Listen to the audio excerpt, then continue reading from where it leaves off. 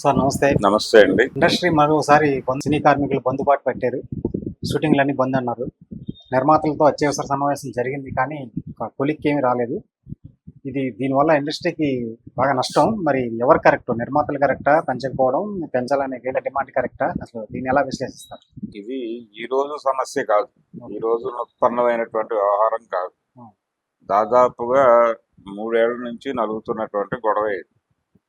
అంటే చాలా కాలం క్రితం, అంటే 3 ఏళ్ల క్రితం ఒకసారి నిర్మాతల బంధు జరిగింది.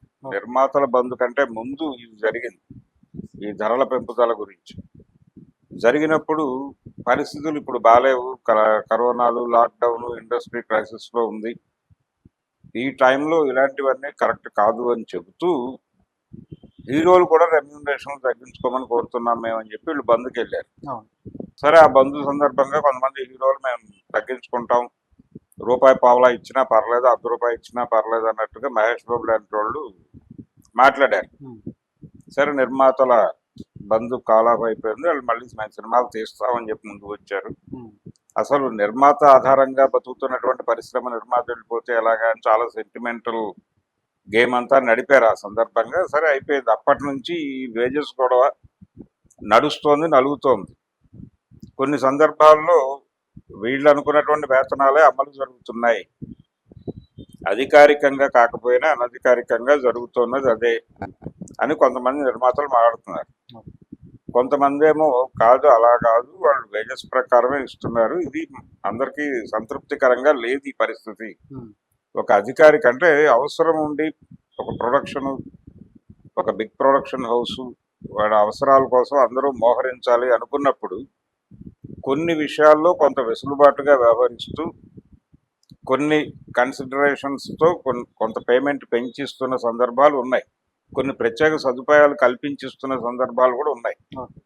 వాటిని జనరలైజ్ చేసి మాట్లాడొద్దు అంటున్నారు యూనియన్లో. ఒక అధికారిక ప్రకటన ఉండాలి కదా, ప్రైస్ లిస్ట్ పెట్టాలి కదా, దానికి సంబంధించి ఒక క్లారిఫికేషన్ కావాలి మాకు. వాళ్ళు ఎవరో ఇస్తున్నారు, వీళ్ళెవరో ఇస్తున్నారు ఇది వద్దు.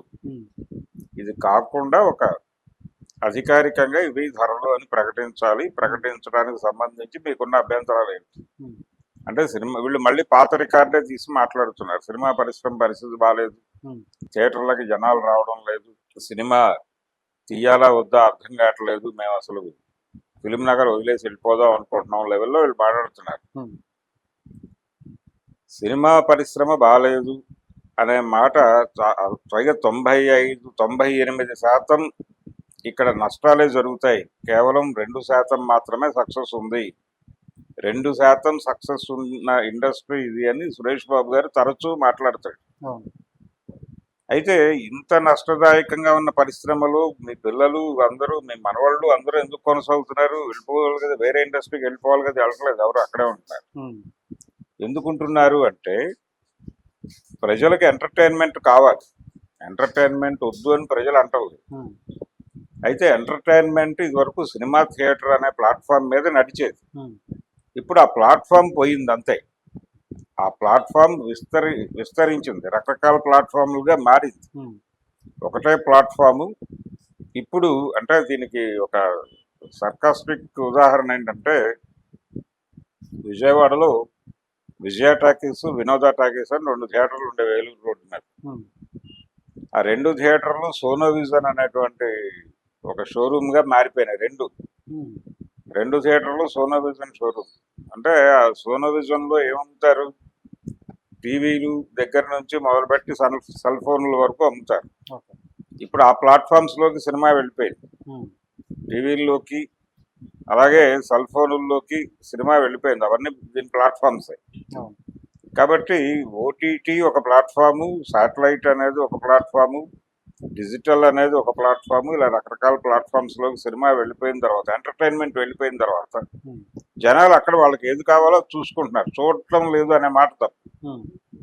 సినిమా కన్జ్యూమ్ అవుతోంది, కన్జ్యూమర్స్ ఉన్నారు, సినిమాని కన్జ్యూమ్ చేయడానికి ఉత్సాహపడే వాళ్ళు చాలా మంది ఉన్నారు. దీన్ని ఎలా క్యాష్ చేసుకోవాలనేది వాళ్ళకి తెలుసు, ఆ పని చేస్తున్నారు. ఆల్రెడీ వ్యాపారం జరుగుతుంది ఆ ఏరియాలో. సినిమాలకు వస్తున్న రెవెన్యూస్ కోట్లల్లో ఉంటున్నాయి. అలాగే బడ్జెట్లు కూడా కోట్లలో చెప్తున్నారు.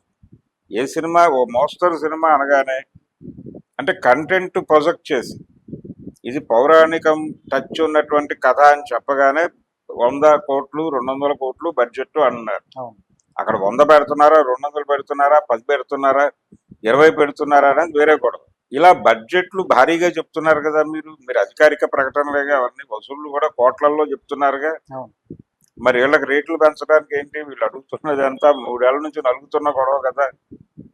ఎందుకు పరిష్కరించరు? అంటే వీళ్ళు ఇవ్వాల్సిన చోటేమో కష్టాలు చెప్తారు, ఉమ్. వీళ్ళు తీసుకోవాల్సిన చోట కష్టాలు చెప్పి లాక్కుంటారు. ఇలా ఈ కష్టము సక్సెస్ రేట్ తక్కువ అనేటువంటి కార్డుల్ని వాడి ఉమ్. వ్యాపారం చేయటం కరెక్టా కాదా అనేది ఇప్పుడు కార్మికుల వైపు నుంచి ఒక ప్రశ్న రైజ్ అవ్వాలి. ఉమ్. కానీ ఆ క్వశ్చన్ రైజ్ చేయడానికి వాళ్ళు సిద్ధంగా లేరు. ఎందుకంటే ఆవి పట్టు మీద కొట్టినట్టు ఉంటుంది అనే విషయం వాళ్ళకి తెలుసు. ఓకే. ఇప్పుడు సినిమా అనేది థియేట్రికల్ రైట్స్ అనేది ఒక భాగం మాత్రం. ఆ ఏరియాలో నష్టం రావచ్చు, కానీ ఇప్పుడు థియేటర్ అనేది కేవలం ఒపీనియన్ పోల్ లాగా తయారైంది. ఏదో ఒక థియేటర్లో ఒక 4 థియేటర్లో సినిమా అనేసి ఒక పాజిటివ్ ఒపీనియన్ రప్పించి జనం నుంచి ఒక పాజిటివ్ రివ్యూస్ నడిపించి దీన్ని ఆధారంగా ఓటీటీలతో బేరవాడుకుని ఒక రేటుకి అక్కడ ఇచ్చేసి అక్కడ నుంచి వీళ్ళకి అమ్మిన రేట్ ప్రకారం శాటిలైట్తో మాట్లాడుకుని వివిధ భాషల్లో తర్జుమా చేసి అలా విస్తృత వ్యాపారం జరుగుతున్న మాట వాస్తవం. సినిమా మీద థియేటర్లు లేవనే మాట చెప్పి వీళ్ళ మీద దాడి చేయటం కరెక్ట్ కాదు.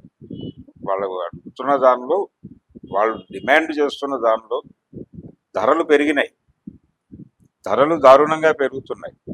ప్రతి వస్తువు ధర పెరుగుతోంది. జీవితం అంటే జీవన ప్రమాణాలు అనే దాంతో బేరీజు వేస్తే ఇంటి అద్దెలు పెరిగినాయి. కార్మికులందరూ ఎక్కడో చోట అద్దెకు ఉండాల్సిన వాళ్ళే కదా. అక్కడ అద్దెలు పెరిగితే ఎక్కడి నుంచి తీసుకొచ్చి కడతారు? 10,000కి తక్కువ అంటే అసలు ఇల్లు దొరికే పరిస్థితి లేదు ఎవరికి. ఇటువంటి కండిషన్ లో కొంచెం రేట్లు పెంచమని అడిగారు. కన్సిడర్ చేసి పట్టించుకుని మాట్లాడి సెటిల్ చేస్తే బాగుంటుంది తప్ప వీళ్ళ దగ్గర కూడా మీరు విక్టిమ్ కార్డు ప్రదర్శించి అయ్యయ్యో మమ్మల్ని చూసి మీరు జాలిపడాలి, కుదిరితే మీకు మీరు సంపాదించిన డబ్బుల్లో ఏదైనా మిగిలితే తీసుకొచ్చి ప్రొడ్యూసర్లకు ఇవ్వండి అన్న లెవెల్లో మాట్లాడుతున్నారు. కాబట్టి ఇది తప్పు. సెటిల్ చేసుకోవాలి. కార్మికుల డిమాండ్లు న్యాయమైనవే అని నేను భావిస్తున్నాను. వీళ్ళు వాళ్ళ పద్ధతిలో వాళ్ళు గేమ్ ఆడుతున్నారు. మేము కూడా కష్టాల్లోనే ఉన్నాం, ఇండస్ట్రీ కష్టాల్లో ఉంది, కష్టాలను అందరూ కలిసి షేర్ చేసుకుందాం, మేము షేర్ చేసుకుంటున్నాం, సినిమా కోసం మేము త్యాగం చేస్తాం, కొవ్వొత్తుల్లా కాలిపోతూ కరిగిపోతున్నాం అని మాట్లాడుతున్నారు. చాలా అంటే వీళ్ళకి ఆ స్క్రిప్ట్ అంతా అలవాటైపోయిన స్క్రిప్టే చెప్తున్నారు సినిమా ప్రొడ్యూసర్ల వైపు నుంచి. అందులో పబ్లిక్ ఇది కరెక్టే అని ఫీల్ అవుతున్న సందర్భం కూడా ఉంది. అందుకని వాళ్ళు మరింతగా ఇంకొంచెం డ్రమటైజ్ చేస్తున్నారు ఆర్గ్యుమెంట్. అయితే కార్మికుల కష్టాలు తెలిసిన వాళ్ళు ఉన్నారు అక్కడ. కార్మికుల సమస్యలు, సమాజం గతి తెలిసినటువంటి వాళ్ళు కూడా ఉన్నారు. వాళ్ళు ఇంటర్వ్యూని అవుతారు. అలా ఇంటర్వ్యూని ఇప్పుడు తమ్మారెడ్డి భరద్వాజ్ లాంటి వాడికి కొంత విషయం తెలుసు. ప్రపంచం పోకడా, దీనికి సంబంధించి వీళ్ళు పడుతున్న సమస్యలు ఏమిటి, దాన్ని ఎలా సాల్వ్ చేయాలి అనే దానికి సంబంధించి కొంత విషయం తెలిసినటువంటి ప్రపంచం తెలిసిన వాళ్ళు ఉన్నారు. వీళ్ళు జోక్యం చేసుకుని ఒక ప్రాపర్ మీడియేషన్ చేస్తే ఆ సమస్య పరిష్కారం అవుతుంది. Thank you.